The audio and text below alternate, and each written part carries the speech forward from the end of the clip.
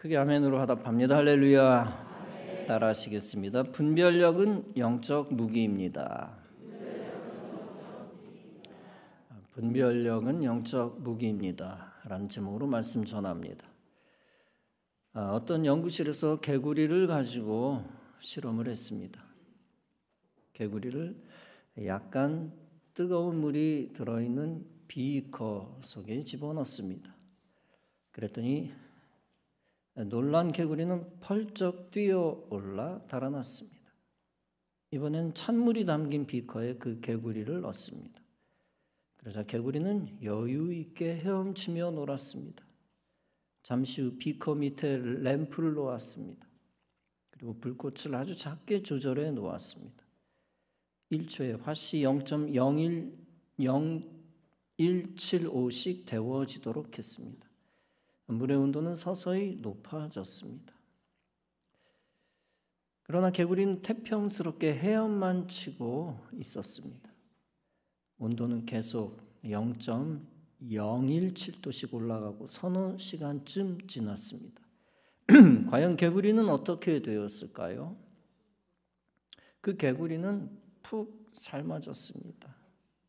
하얀 배를 하늘로 향한 채 물 위에 떠 있었습니다. 개구리가 몰랐던 것은 무엇입니까? 그것은 약한 온도가 개구리를 죽인다는 사실입니다. 즉 죽음의 조건을 그것이 분별하지 못했다는 것입니다.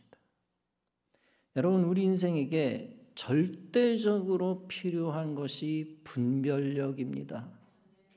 분별력이 없으면 가정과 회사와 교회와 사회와 나라가 죽습니다. 우리를 둘러싸고 있는 사회 환경이 그럭저럭 적당할 때 위험합니다.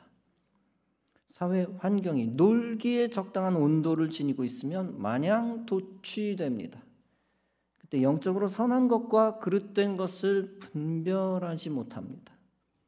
그러면 죄악에 중독되어 영을 죽게 놔둡니다. 교회와 말씀과 예배와 멀어져 결국 신앙생활을 포기합니다. 신앙생활을 포기하면 세상과 마귀의 종이 됩니다. 그리고 영원히 하나님과 멀어져 영적으로 멸망합니다. 따라서 분별력을 놓치면 살아도 산 것이 아닙니다. 그리스도인은 반드시 분별력을 무기 삼아야 합니다. 그 무기를 가지고 세상과 마귀와 싸워야 합니다. 왜냐하면 신앙생활은 영적 전쟁이기 때문입니다. 본문에서 사도 바울이 교인들에게 강조하는 것이 있습니다. 그것은 교인들이 영적 분별력을 가져야 한다는 것입니다.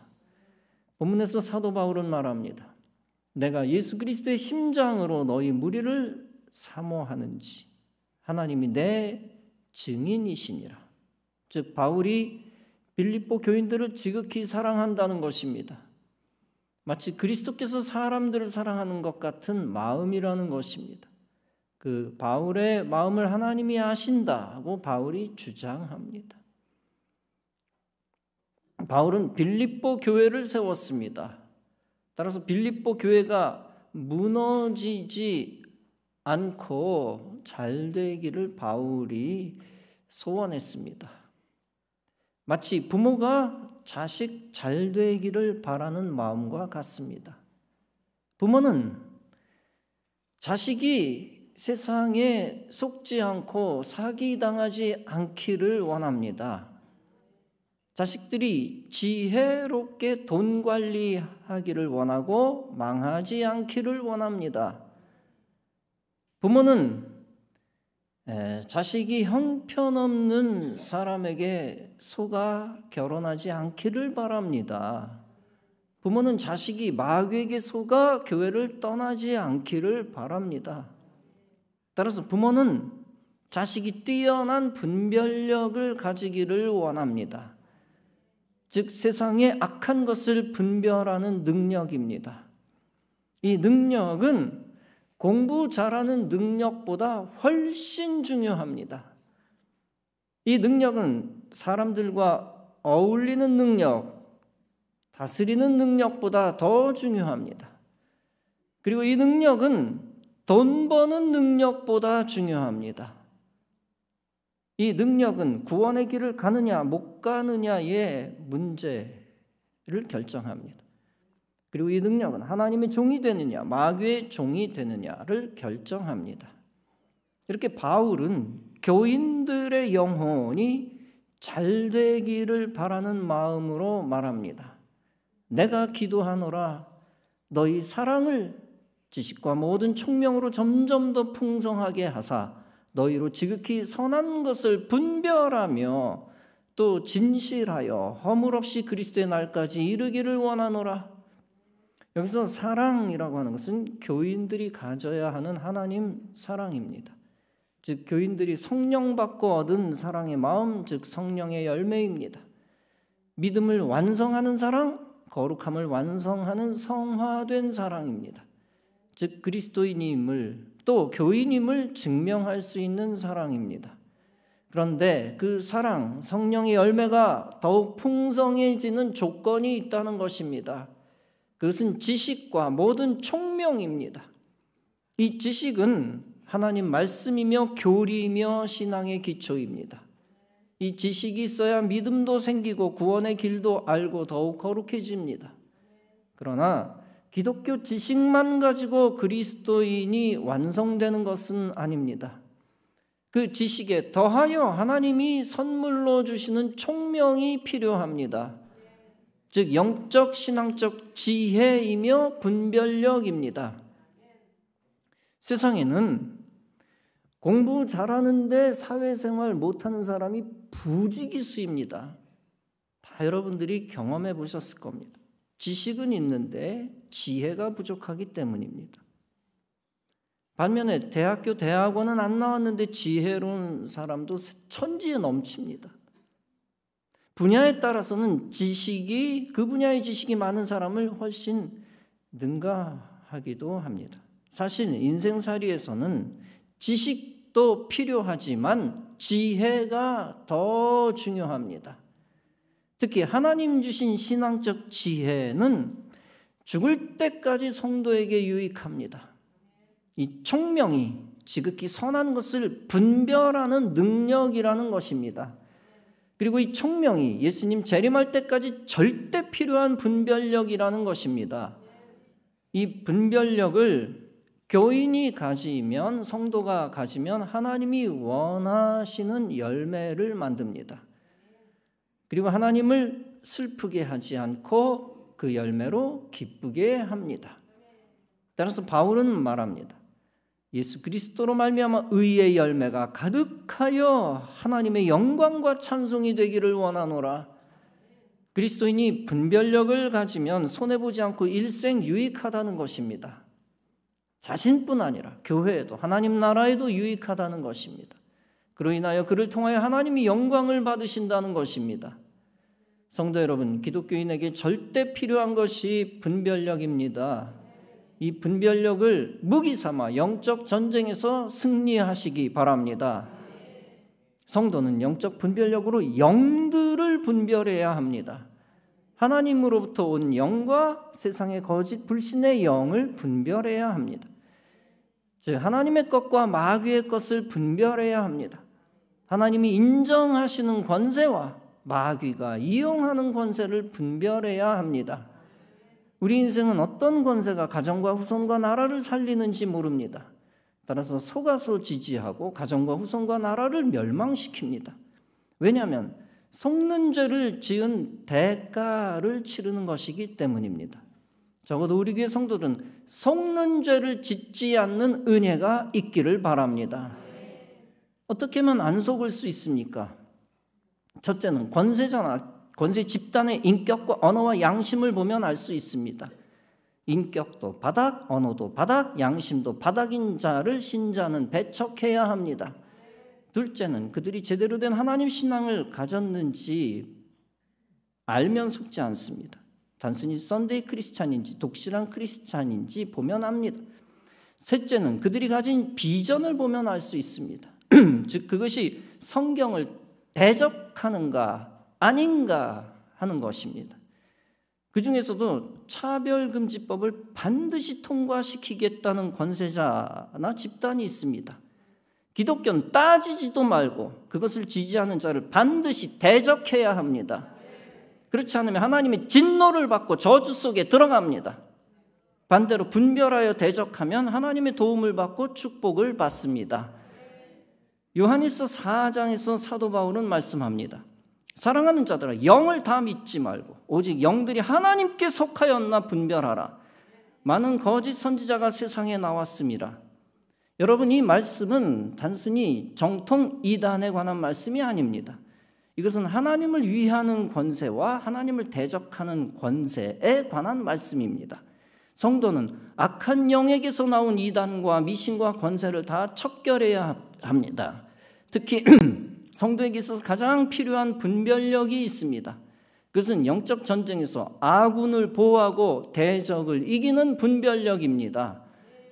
우리에게 수많은 하나님 나라 비전이 있습니다. 영혼 구원하고 교회를 부흥시키는 비전입니다. 이 도시를 성시화시키고 이 나라를 기독교 국가 만드는 비전입니다. 이 나라를 하나님의 말씀이 다스리는 행복한 나라로 만드는 비전입니다. 이 비전들을 이루어가는 과정은 단순한 인간의 업적이 아닙니다. 이 비전들은 하나님이 분부하신 것이고 비전을 성취해 가는 과정은 영적 전쟁입니다. 그 중에서도 우리 교회가 성전 이전 건축하는 것도 하나님 주신 비전입니다. 이 비전을 성취해 나가는 것 역시 하나님의 약속이며 명령입니다.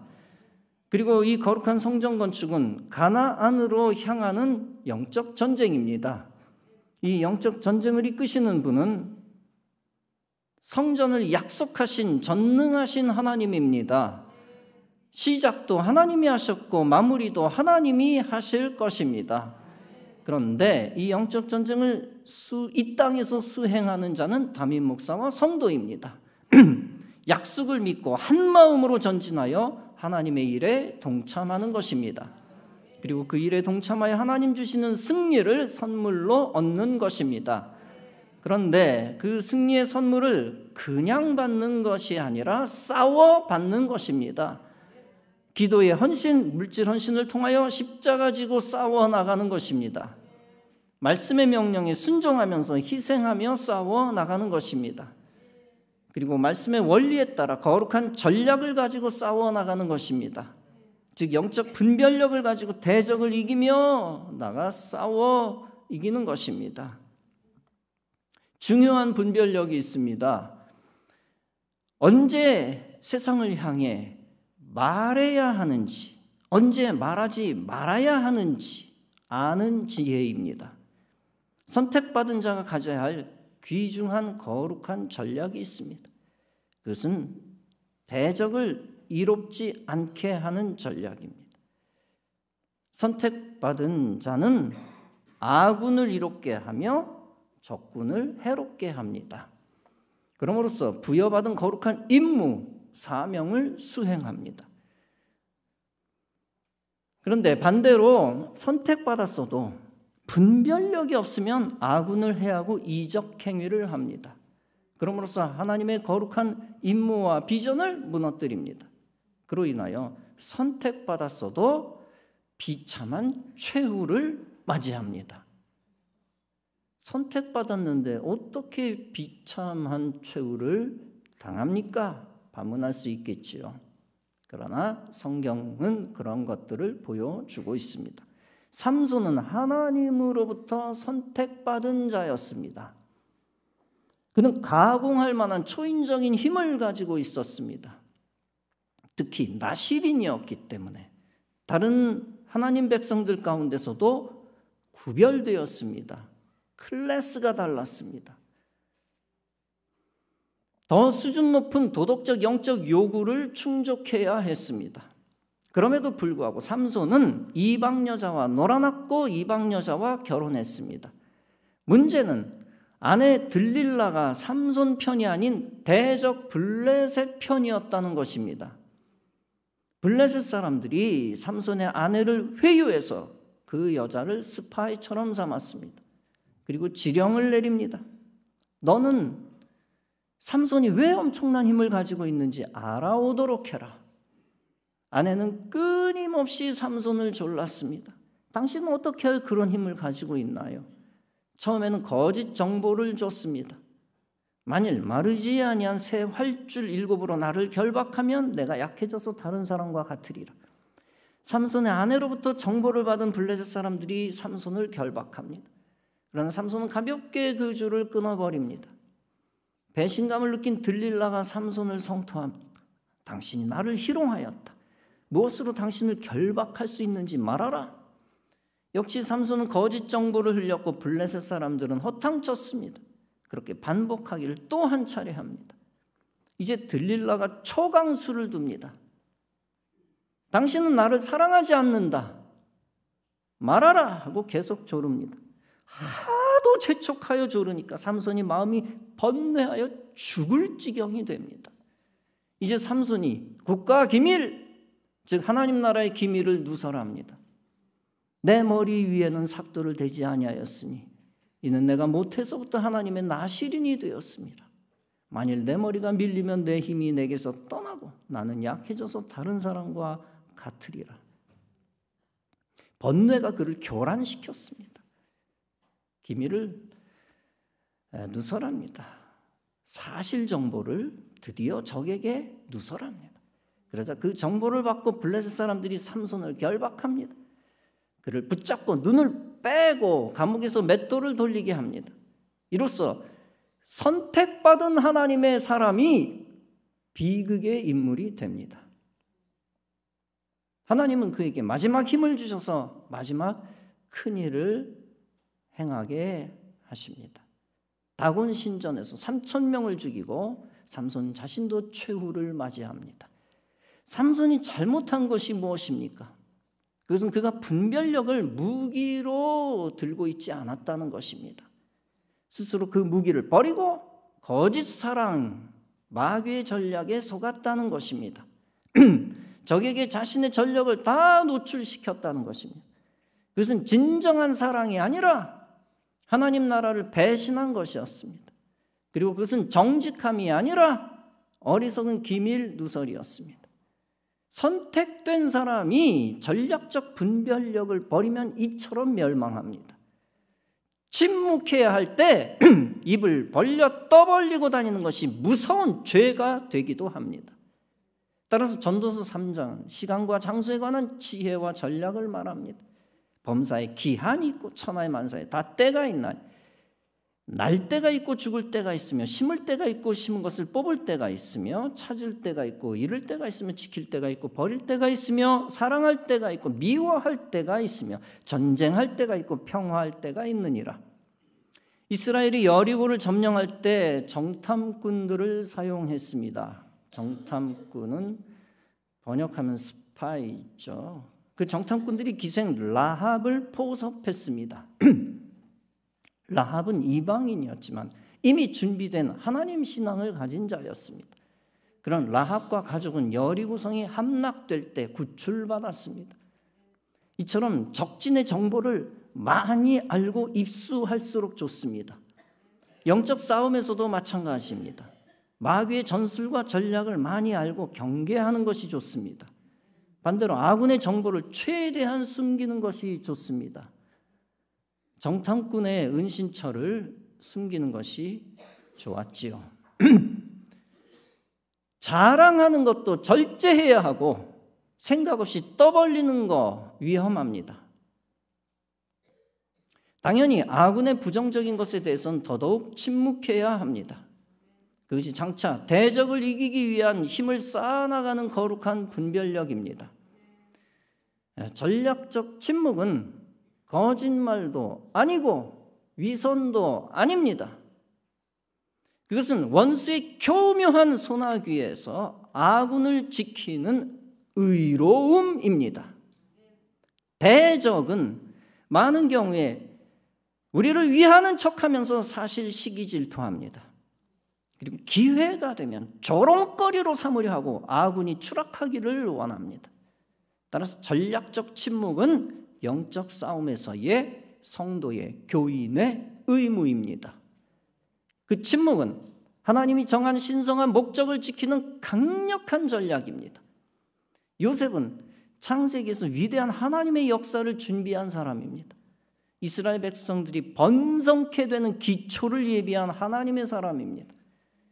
그는 어렸을 때부터 택함 받았고 꿈꾸는 사람이었습니다. 그런데 그도 실수했습니다. 꿈에 형들의 곡식단이 요셉의 곡식단을 향해 절했다고 사실대로 말합니다. 그것은 정직한 말이었고 실제 하나님의 예언적 계획이었습니다. 그렇지만 그 하나님의 계획을 내뱉은 것은 엄청난 화근이었습니다. 형들에게 미움을 형들은 그를 미디안 상인에게 팔아버립니다. 그렇다고 해서 그 모든 것이 하나님의 큰 뜻을 무너뜨리지는 않았습니다. 모든 것이 합력하여 선을 이루었고 이스라엘의 구원으로 이어졌습니다. 그러나 요셉의 순진한 정보 누설 행위는 우리에게 교훈을 줍니다. 소시적 요셉의 생각 없는 기밀 발설 태도는 우리의 영적 전쟁의 교훈이 됩니다. 잠언 11장은 말씀합니다. 두루 다니며 한담하는 자는 남의 비밀을 누설하나 마음이 신실한 자는 그런 것을 숨기느니라. 성숙하고 분별력 있는 영은 지켜야 할 걸 지키고 덮습니다. 모든 것을 모든 사람이 까발리는 것은 진솔한 영성이 아닙니다. 오히려 어리석게 아군의 속치마를 적에게 드러내는 불신앙입니다. 아군의 부대의 디테일한 무장 상태를 적에게 제공하는 불신앙입니다. 우리가 분별력이라는 무기를 버리면 미성숙하고 지혜 없는 군사가 됩니다. 이것은 고백해야 할 죄를 숨겨야 된다는 뜻이 아닙니다. 용서받아야 할 죄를 감추라는 뜻이 아닙니다. 사도 바울의 직고 개념을 무시하라는 뜻이 아닙니다. 그러나 직고도 어디서 직고하느냐에 따라 달라집니다. 그 직고가 회개의 기회가 될 수도 있고 사탄의 빌미가 될 수도 있습니다. 직고는 신뢰할 수 있는 가장 신실한 소수의 사람 안에서 해야 합니다. 신뢰가 힘든 사람, 그런 사람 있는 신앙 공동체에서는 해서는 안 됩니다. 더 나아가 시기 질투하는 신자가 섞인 상태에서 해서도 안 됩니다. 당연히 아군의 약점이 불신자나 적군에게 회자되지 않게 해야 합니다. 그렇지 않으면 사탄이 거꾸로 활용하여 우리의 신앙 공동체는 무너집니다. 열왕기하 20장에서 유다왕 히스기야는 섣불리 정보를 적에게 주었습니다. 그는 기적적으로 고침받은 후 바벨론 사절단을 맞이했습니다. 그리고 그들에게 자신의 모든 보물과 병기고를 보여주었습니다. 그 결과는 무엇이었을까요? 이사야 선지자는 히스기야의 분별력 없는 교만한 노출을 지적합니다. 언젠가 그가 과시했던 모든 것이 바벨론으로 옮겨질 것이라고 선포합니다. 그가 좀 더 인내하며 감추지 않은 허물 때문에 그의 후손은 종이 되었습니다. 우리가 영적 전략적 정보를 드러내는 것은 적을 위해 영적 문을 활가닥 여는 일입니다. 우리는 성령님의 인도를 받아 드러내거나 감춰야 할 것을 분별해야 합니다.